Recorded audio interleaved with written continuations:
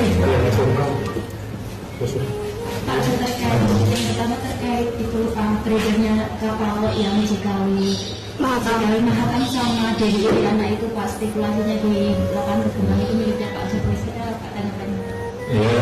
Halo guys, assalamualaikum warahmatullahi wabarakatuh. Kembali lagi dengan saya di channel Santoso News, di mana kali ini saya akan membahas tentang politik yang ada di negara kita. Narasi-narasi yang mereka sampaikan, narasi-narasi yang termul ucapkan kepada awak media. Saya akan membantah semuanya ya, dan tentunya juga saya akan membela kalau memang itu benar. Dan sebelumnya, pertama-tama saya akan membahas akan keadaan Bapak Jokowi, mantan Presiden ke-7, yang dimana sebelum-sebelumnya kan netizen membahas penyakitnya Pak Jokowi itu pipi ya, leher, katanya kan ada peta-peta gitulah. Panu bukan, ya kurap ya bukan, kudis, ya nggak tahu sih penyakitnya apa sih ini kok Pak Jokowi ini ya. Kok semula flek-flek hitam dan sekarang itu putih-putih mengkerut. Dan yang disorot adalah antara muka dan leher kan. Tapi ada yang tidak disorot, yaitu tangannya. Tangannya kawan, ini juga terkena dan bisa jadi seluruh badannya. Bisa jadi ya, dugaan itu ya. Dan juga yang Anda belum tahu adalah ternyata Pak Jokowi itu rambutnya itu rontok juga. Terbukti ada apa ya? Ada lowongan di sininya. Lowongan di sininya. Waktu Pak Jokowi itu nunduk gini. Entah karena itu penyakit atau entah itu karena memang dulu-dulunya gitu ya, entahlah ya. Yang jadi pertanyaan adalah, apa sih penyakitnya ini Pak Jokowi ini? Apakah itu penyakit karma? Apakah itu karena penyakit sering bohong ya?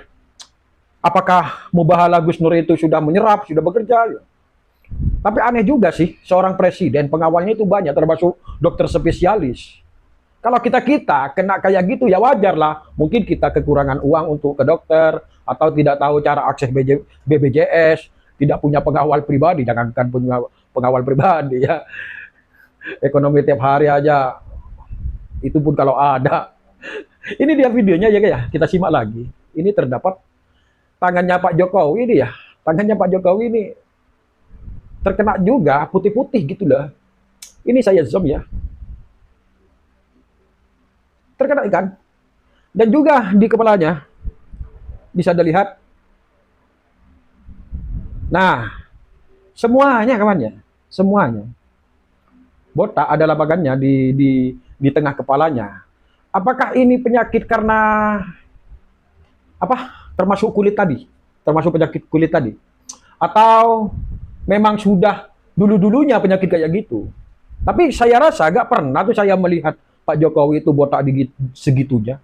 Belum pernah, atau memang tidak terekspos dulu-dulunya itu. Ini yang jadi sorotan. Ini yang tidak disorot oleh netizen. Seperti ini. Ya mereka tuh banyak berspekulasi. Sharon lah, itu Mustafa Kemal lah. Tidak kok. Saya nggak percaya kalau Mustafa Kemal ya mirip Mustafa Kemal. Jokowi tidak sesadis itu kok. Ya tapi mereka berspekulasi gitulah. Berandai-andai, menduga-duga lah. Ya cuma dugaan ya, kebenarannya itu nggak 100%. Oke, kita lanjut ke topik lain kawan ya.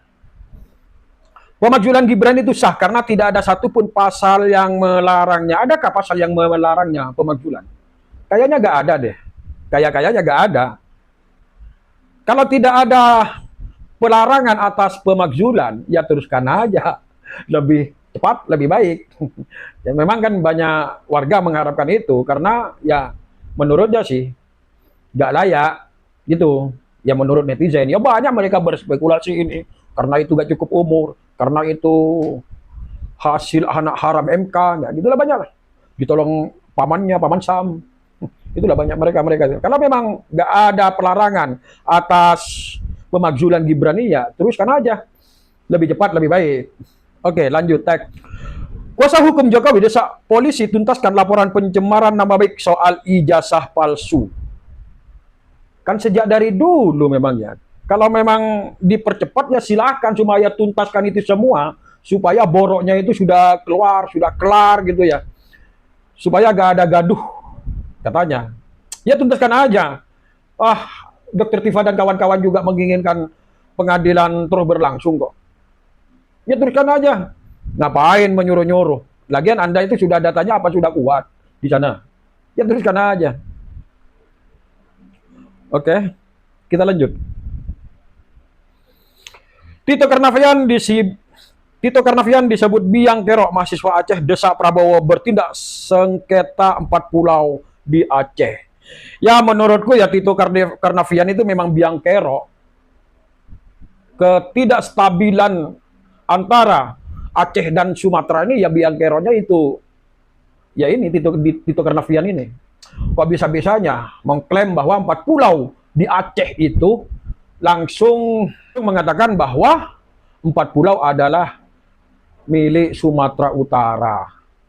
Kan historinya kan ada itu ya. Historinya sudah ada. Mulai 2002 katanya ya, yang katanya itu pulau itu sengketa. Ngapain disengketakan kan pada podo-podo wong Indonesia kok. Mengapa harus dibahas sekarang? 2024, 2025. Mengapa harus sekarang? Mengapa tidak dulu-dulunya sih dibahas? Supaya apa ya, supaya deal dulu-dulunya. Kalau sekarang diakui oleh Sumatera Utara, sedangkan 4 pulau itu sudah orang Aceh merasa memiliki, ngapain direbut lagi? Atau jangan-jangan si Tito atau Bobi Nasution ini ada tujuan tertentu atas perebutan pulau tersebut? Siapa tahu di dalamnya itu ada minyak bumi lah, ada emas di dalamnya kah? Atau ada harta karun langsung berupa emas, itu kan? Siapa tahu di sana itu ada batu bara yang melimpah, minyak bumi, nikel. Tapi aneh ya kalau nggak ada apa-apanya langsung ngeklaim bahwa itu milik Sumatera Utara. Aneh kalau nggak ada udang di balik batu di sana. Oke, next video. Pesan Pak SBY jelas, jangan ganggu Aceh dan kembalikan 4 pulau tersebut ke tuannya. Netizen, Pak SBY capek-capek mendamaikan sekarang malah diusir. Sebenarnya mereka ya antara Tito Karnavian dan Bobi Nasution itu tidak melihat Pak SBY ya. Aku tahu dulu itu GAM ya. GAM itu yang mendamaikan ku SBY dulunya. Bukan hanya butuh 1 tahun 2 tahun. Itu kalau nggak salah butuh 4 tahun itu untuk mendamaikan GAM itu.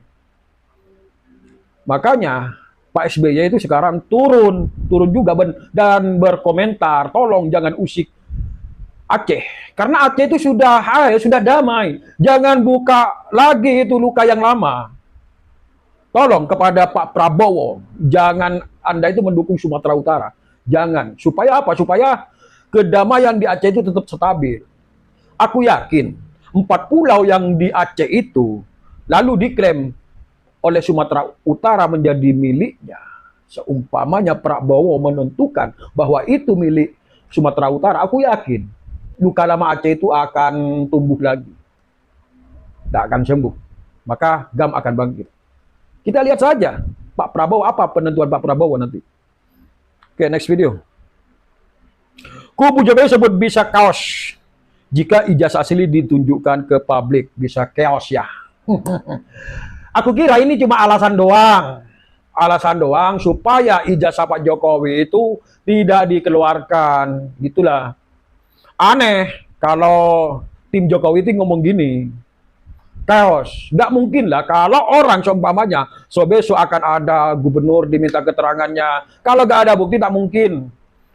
Kalau tidak punya data, tidak mungkin menuduh ijazahnya itu palsu. Justru karena datanya lengkap, datanya itu memenuhi syarat dan ingin menuntut menggugat bahwa ijazah Pak Jokowi, makanya mereka berani. Kalau besok-besok ada chaos seumpamanya ijazah kepala desa asli apa enggak, ijazah gubernur asli apa tidak, ijazah wali kota asli apa tidak. Enggak segampang itu mereka menuduh, menggugat. Harus ada data lengkap untuk menuntut, untuk menggugat para pejabat-pejabat. Itu kan maksudnya chaos. Enggak mungkin. Atau Anda itu memang beralasan supaya ijazah Pak Jokowi itu supaya tidak dikeluarkan. Sudahlah, jangan berspekulasi yang enggak-enggak. Opini Anda itu sesat menyesatkan. Enggak usah beropini yang enggak-enggak lah. Teruskan saja itu sidang. Kalau entar ijazah Pak Jokowi itu asli, Anda bisa nuntut balik. Gampang kan? Kita tuh kalau memang asli akan menang terus gitulah. Merampok tanah Aceh berarti perang. Free Aceh. Sangarnya. Merapokkan Aceh berarti perang. Jangan dianggap lelucon ini kabarnya. Semuanya, terutama Bobi Nasution dan Tito Karnavian, kumohon ini jangan dianggap lelucon. Ingat ya, Aceh pernah memberontak, Aceh pernah ingin merdeka, Aceh ingin berpisah dengan Indonesia. Itu bukan cerita isapan jempol itu. Tentang GAM. Dan sekarang bendera-bendera GAM itu sekarang banyak yang naik. Banyak yang mengkibarkan bendera GAM. Jangan anggap enteng, jangan anggap lelucon itu. Oke, kita lanjut. Kader PSI minta maaf dan cabut pernyataan soal Jokowi penuhi syarat jadi nabi. Minta maaf juga tuh ya. Sebelumnya gak mau minta maaf, tidak mau menghusut tweetnya ya, tidak mau menghapus tweetnya, supaya dunia itu tahu Nabi berada di Indonesia. Ya, menurut kabar kan gitu ya, media yang ngomongnya. Tapi sekarang minta maaf ya, kader PSI sekarang minta maaf dan cabut pernyataan soal Jokowi penuhi syarat jadi nabi. Ya, kalau nggak tahu tentang semuanya, tentang agama, tentang nabi, tidak usah ngomong gitu dah. Kalau agama cuma cetek, nggak usah ngomong itu nabi, nggak usah ngomong hadis-hadis barang, nggak usah ngomong memenuhi syarat itu adalah nabi. Imanmu nggak seberapa kalau menyatakan gitu. Nggak ada nabi lagi setelah Nabi Muhammad, nggak ada lagi. Jadi kalau ada yang mengatakan dia itu nabi, dia pembohong besar itu. Kalau masih ngeyel, baca hadisnya. Oke, next video. Kalau di Cina itu ya, hukum mati dan aset disita. Korupsinya 3,1 triliun. Kalau di Indonesia masih hidup dan tetap kaya. Korupsinya itu 968,5 T. Dan satunya 271, T. Triliun maksudnya. Beda sangat antara hukum di sana di sini. Ya, kalau warganya sih pengen supaya hukum negara ini tegak, lurus. Kalau korupsi digantung atau dihukum mati. Kalau pencuri dihukum tangan, dipotong. Kalau pencuri dihukum tangannya ya pengen sih ada hukuman seperti itu. Ya tapi kagak mungkin lah. Gitulah. Para pejabatnya yang nggak setuju. Karena yang nggak setuju itu juga terlibat korupsi. Ya buktinya ya, katanya ingin merebut aset para koruptor. Pak Prabowo pun mendukung. Sampai sekarang diulur-ulur waktu. Sampai sekarang nggak disahkan itu undang-undang. Gimana tentang Indonesia? Kan gak mungkin menurut saya, gak mungkin. Dugaan saya itu 100% gak mungkin undang-undang seperti itu disahkan seperti di Cina ini. Ya begitulah ya. Assalamualaikum warahmatullahi wabarakatuh.